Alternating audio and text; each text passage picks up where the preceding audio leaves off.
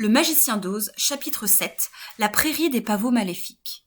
Notre petit groupe de voyageurs se réveilla le lendemain matin, ragaillardi et plein d'espoir. Et grâce aux pêches et aux prunes qu'offraient les arbres au bord de la rivière, Dorothée déjeuna comme une princesse. Ils avaient laissé derrière eux la sombre forêt qu'ils avaient réussi à traverser sans encombre, même si souvent ils avaient connu le découragement. Par contre, s'étendait maintenant devant eux un pays charmant et inondé de soleil qui semblait les inviter à se rendre à la cité d'Émeraude. Mais pour l'instant, la large rivière les séparait de ce beau pays. Le radeau était presque achevé. Le bûcheron coupa encore quelques rondins, les fixa à l'aide de chevilles en bois et ils purent repartir. Dorothée s'assit au milieu du radeau, tenant Toto dans ses bras. Le lion poltron, en montant sur le radeau, le fit basculer dangereusement car il était gros et lourd. Mais l'épouvantail et le bûcheron en fer-blanc s'installèrent à l'autre bout pour faire contrepoids. Et, au moyen de longues perches, ils firent avancer le radeau. Tout alla très bien au début. Mais, au beau milieu de la rivière, le courant rapide les entraîna vers l'aval, les éloignant de plus en plus de la route pavée de briques jaunes. Et les longues perches, à cet endroit, n'atteignaient plus le fond de la rivière.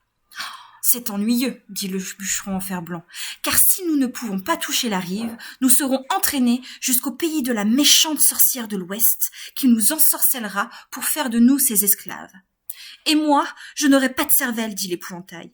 Et moi, je n'aurai pas de courage, dit le lion poltron. Et moi, je n'aurai pas de cœur, dit le bûcheron en fer-blanc. Et moi, je ne retournerai jamais au Kansas, dit Dorothée. Il faut absolument aller à la cité d'Émeraude si nous le pouvons, poursuivit l'épouvantail.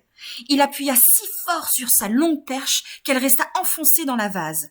Mais avant qu'il ait pu la retirer ou lâcher prise, le radeau fut emporté, et le pauvre épouvantail resta accroché à la perche, au beau milieu de la rivière. « Adieu !» leur cria-t-il. Ils eurent beaucoup de peine de l'abandonner. En effet, le bûcheron en fer-blanc se mit à pleurer. Puis, se souvenant à temps qu'il risquait de rouiller, il sécha ses larmes sur le tablier de Dorothée.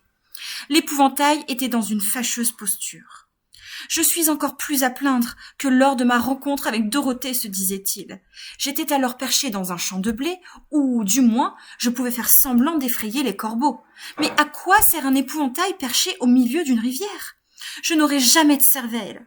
En fin de compte. Le radeau continuait sa descente et le pauvre épouvantail était déjà loin derrière eux, quand le lion poltron dit « Il faut faire absolument quelque chose pour nous en sortir. Je crois que je suis capable de nager jusqu'à la rive en tirant le radeau après moi. Vous n'avez qu'à vous accrocher au bout de ma queue. » Il bondit donc hors de l'eau et le bûcheron en fer-blanc empoigna sa queue. Puis le lion se mit à nager de toute sa force vers la berge. En dépit de sa forte taille, il devait fournir un gros effort. Mais, peu à peu, il réussit à les arracher au courant et Dorothée prit la longue perche du bûcheron et aida à pousser le radeau vers la terre. Épuisés, ils atteignirent enfin la rive et débarquèrent sur le beau gazon verdoyant. Mais ils constatèrent que le courant les avait charriés loin de la route de briques jaunes qui menait à la cité d'Émeraude. « Et maintenant, qu'allons-nous faire ?» demanda le bûcheron en fer-blanc. Pendant ce temps, le lion, étendu dans l'herbe, se séchait au soleil. « Il nous faut retrouver la route coûte que coûte, dit Dorothée. Le meilleur moyen est de longer la rivière, fit remarquer le lion. Après un moment de repos, Dorothée reprit donc son panier, et ils remontèrent le long de la rive herbeuse pour rejoindre la route dont le courant les avait détournés. Quel charmant pays plein de fleurs, d'arbres fruitiers et de soleil radieux! Sans la peine qu'ils éprouvaient pour le pauvre épouvantail, leur bonheur eût été parfait. Ils se hâtaient. Dorothée s'arrêta une fois seulement pour cueillir une belle fleur. Au bout d'un moment, le bûcheron en fer-blanc s'écria « Regardez !» Tous regardèrent la rivière et aperçurent l'épouvantail qui, juché sur sa perche au milieu de l'eau, avait l'air triste et abandonné. « Mais que peut-on faire pour le sauver ?» demanda Dorothée. Le lion et le bûcheron secouèrent tous les deux la tête. Ils ne trouvaient rien. Ils s'assirent au bord de l'eau et contemplaient pensivement l'épouvantail. Lorsque vint à passer une cigogne qui, les voyant, descendit se poser près d'eux. « Qui êtes-vous et où allez-vous » demanda-t-elle. « Je m'appelle Dorothée, » répondit la fillette, « et voici mes amis, le bûcheron en fer-blanc et le lion poltron. Nous nous rendons à la cité d'Émeraude. » Mais ce n'est pas du tout le bon chemin, dit la cigogne en tordant son long cou pour les examiner l'un après l'autre. Je le sais, répliqua Dorothée, mais nous avons perdu l'épouvantail et nous nous demandons comment le récupérer. Où est-il? Demanda la cigogne. Là-bas, dans la rivière, répondit la fillette. S'il n'était pas aussi gros et aussi lourd, je vous le ramènerais volontiers, fit remarquer la cigogne. Mais il est léger comme une plume, dit Dorothée avec empressement, car il est empaillé. Si vous pouvez nous le rapporter, nous vous en serons très reconnaissants. Je vais toujours essayer, dit la cigogne, mais si je le trouve trop lourd, je serai obligée de le lâcher dans la rivière. Le grand oiseau s'envola et arriva à l'endroit où l'épouvantail était toujours accroché à sa perche. Puis, de ses grandes serres, la cigogne saisit l'épouvantail par le bras, l'emporta dans les airs et le déposa sur la rive où Dorothée, le lion et le bûcheron en fer-blanc étaient assis. Quand l'épouvantail se retrouva au milieu de ses amis, de bonne heure il les serra tous dans ses bras, même le lion et Toto. Et tandis qu'il se remettait à cheminer, notre rescapé chantait tout joyeusement « Tolderero » à chaque pas. « J'ai bien cru que j'allais rester dans la rivière pour toujours, dit-il. Mais la brave cigogne m'a sauvé. Et si jamais j'ai de la cervelle, je la retrouverai pour lui témoigner ma reconnaissance. » « Vous plaisantez, dit la cigogne qui les suivait en volant. Cela me fait plaisir d'aider les gens dans l'embarras. Mais maintenant, je dois vous quitter, car mes petits m'attendent au nid. Je vous souhaite de trouver la cité d'émeraude et j'espère qu'Oz vous aidera. Merci, répliqua Dorothée. Là-dessus, la brave cigogne s'envola et disparut rapidement. Chemin faisant, ils écoutaient le chant des oiseaux au plumage rutilant et regardaient les fleurs magnifiques qui formaient un épais tapis. On voyait de gros bourgeons jaunes, blancs, bleus et pourpres, à côté de grosses touffes de pavots écarlates, dont les couleurs éclatantes éblouissaient les yeux de Dorothée. « Que c'est beau !» s'exclama la fillette en humant le parfum enivrant des fleurs.